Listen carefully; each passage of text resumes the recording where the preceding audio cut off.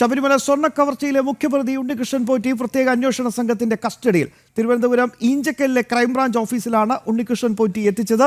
സന്നിധാനത്ത് പരിശോധന നടത്തിയ SP ശശിധരൻ എത്തി ചോദ്യം ചെയ്ത ശേഷം അറസ്റ്റ് രേഖപ്പെടുത്തും.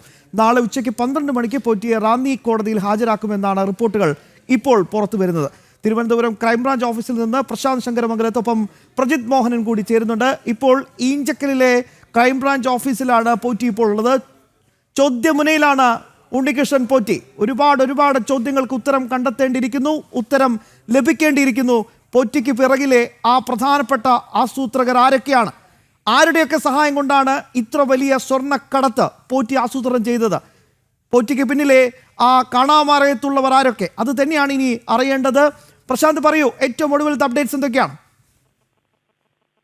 ചോദ്യം ചെയ്യൽ പുരോഗമിച്ചുകൊണ്ടിരിക്കുകയാണ്. തിരുവനന്തപുരത്ത് ഈഞ്ചക്കലിലെ ക്രൈംബ്രാഞ്ച് ഓഫീസിലാണ് ഇപ്പോൾ ഉണ്ണികൃഷ്ണൻ പോറ്റിയെ ചോദ്യം ചെയ്യുന്നത്. കഴിഞ്ഞ മണിക്കൂറുകളായി ചോദ്യം ചെയ്യൽ നടന്നുകൊണ്ടിരിക്കുകയാണ്. അന്വേഷണ ഉദ്യോഗസ്ഥൻ വിജയ് അടക്കമുള്ളവർ ഇവിടേക്ക് എത്തിയിരുന്നു. ചോദ്യം ചെയ്യൽ അടക്കം നടത്തിയതിനു ശേഷം അദ്ദേഹം ഇവിടെ നിന്നും പോവുകയും ചെയ്തിരിക്കുന്നു.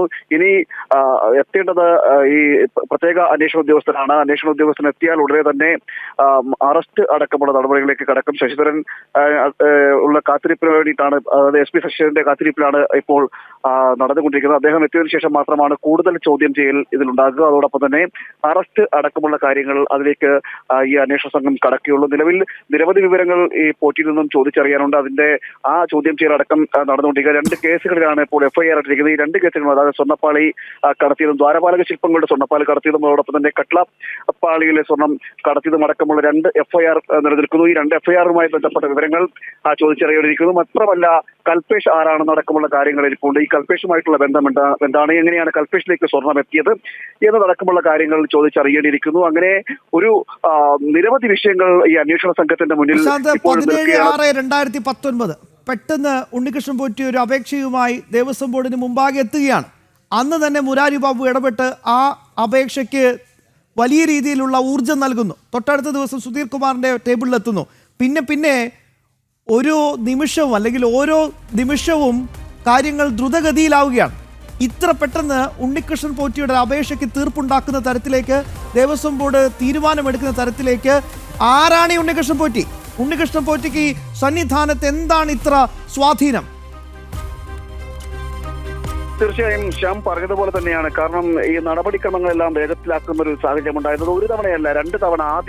ആദ്യം ഒരു തവണ ഈ സ്വർണം പാളി ഇളക്കുന്നതുമായി ബന്ധപ്പെട്ട നവീകരണങ്ങളുമായി ബന്ധപ്പെട്ട് അനുമതി നൽകുന്നു. അതിനുശേഷം ഈ 2019 പിന്നീട് ഇപ്പോൾ ഈ 2021 അടക്കം വീണ്ടും അതിന്റെ നവീകരണങ്ങളടക്കം നടത്തുന്നതിന് വീണ്ടും അനുമതി നൽകുന്ന നിലയിലേക്ക് എത്തുന്നു.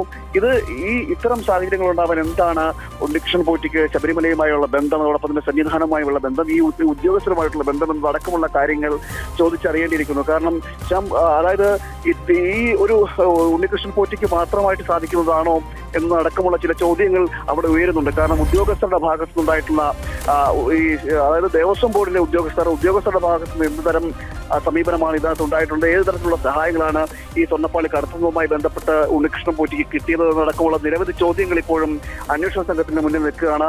കാരണം ഈ ചോദ്യങ്ങൾ ചോദിക്കുമ്പോഴും നേരത്തെ നടത്തിയ ചോദ്യം ചെയ്യൽ, അതായത് ദേവസ്വം വിജിലൻസിന്റെ ഒരു ചോദ്യം ചെയ്യൽ നടത്തിയിരുന്നു. 2 തവണ വിളിച്ചു വരുത്തിയിരുന്നു.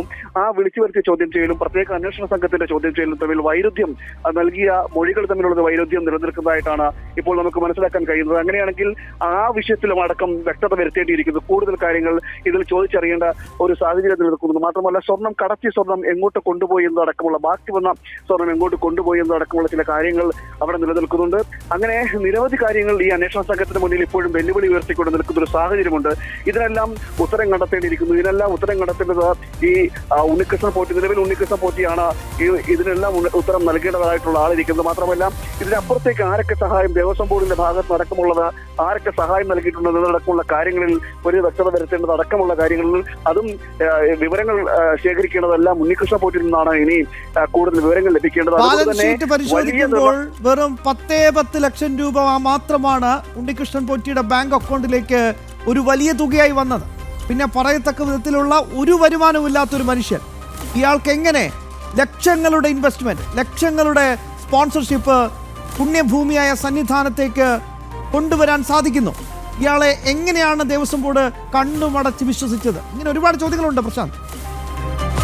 അങ്ങനെ തന്നെയാണ് ശ്യാം പറഞ്ഞതുപോലെ തന്നെയാണ്. നിരവധി ചോദ്യങ്ങൾ ഇതിൽ ഉയരുന്നുണ്ട്. കാരണം എങ്ങനെയാണ് ഇത്തരത്തിലുള്ള സ്വാധീനം ലഭിക്കുന്നത്? മാത്രമല്ല ഈ സ്വർണ്ണപ്പാളി കൊണ്ടുപോകുന്നത് ഇത്ര അനുമതി നൽകുന്നത് ദേവസ്വം ശബരിമല സംബന്ധിച്ചിടത്തോളം നമുക്കറിയാം, അവിടെ ദേവസ്വത്തിന്റെ വിജിലൻസ് ഉണ്ട്, മറ്റ് പോലീസ് സംവിധാനങ്ങളുണ്ട്.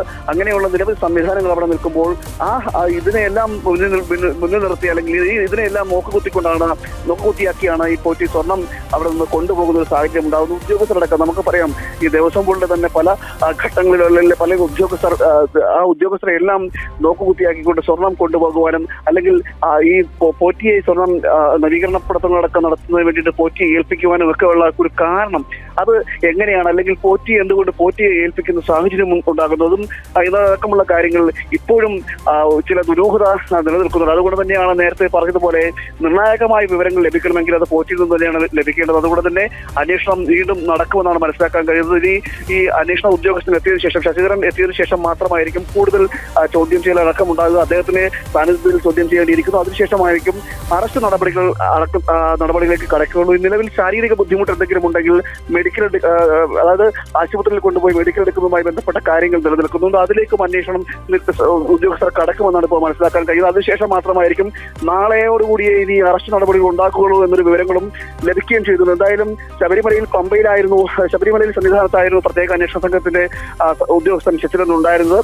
അദ്ദേഹം തിരുവനന്തപുരത്തേക്ക് തിരിച്ചു എന്നാണ് ഇപ്പോൾ നമുക്ക് മനസ്സിലാക്കാൻ കഴിയുന്നത്. അങ്ങനെയാണെങ്കിൽ തിരുവനന്തപുരത്ത് എത്തിക്കഴിഞ്ഞാൽ വീണ്ടും ചോദ്യം ചെയ്യലടക്കം നടത്തിയതിനു ശേഷം അറസ്റ്റിലേക്ക് കടക്കും. അതിനുശേഷം ആയിരിക്കും നാളെ പത്തനംതിട്ടയിലേക്ക് കൊണ്ടുപോകുക. റാന്നിയിലാണ് പറയത്തക്ക വിധത്തിൽ ഒരു വരുമാനവുമില്ലാത്ത ഈ ഉണ്ണികൃഷ്ണൻ പോറ്റിയുടെ പേരിൽ എവിടെയൊക്കെ എങ്ങനെയൊക്കെ സ്വത്തുക്കൾ കുമിഞ്ഞുകൂടി കിടപ്പുണ്ട് എന്നതിന്റെ വിശദമായ അന്വേഷണം ആരംഭിച്ചിട്ടുണ്ടെന്നാണ് നമുക്ക് മനസ്സിലാക്കാൻ സാധിക്കുന്നത്. ഗുരുവായൂരിലടക്കം ഒരു പ്രോപ്പർട്ടിയുടെ വിശദാംശങ്ങൾ കിട്ടിയിട്ടുണ്ട് എന്ന സൂചനയും ഇപ്പോൾ പുറത്തു വരുന്നുണ്ട്. പ്രശാന്ത് ശങ്കരമംഗലത്താണ് വിശദാംശങ്ങൾ നൽകിയത്. ഉടൻ തന്നെ ഉണ്ണികൃഷ്ണൻ പോറ്റിയുടെ അറസ്റ്റ് രേഖപ്പെടുത്തും. നാളെ കോടതിയിൽ ഹാജരാക്കും.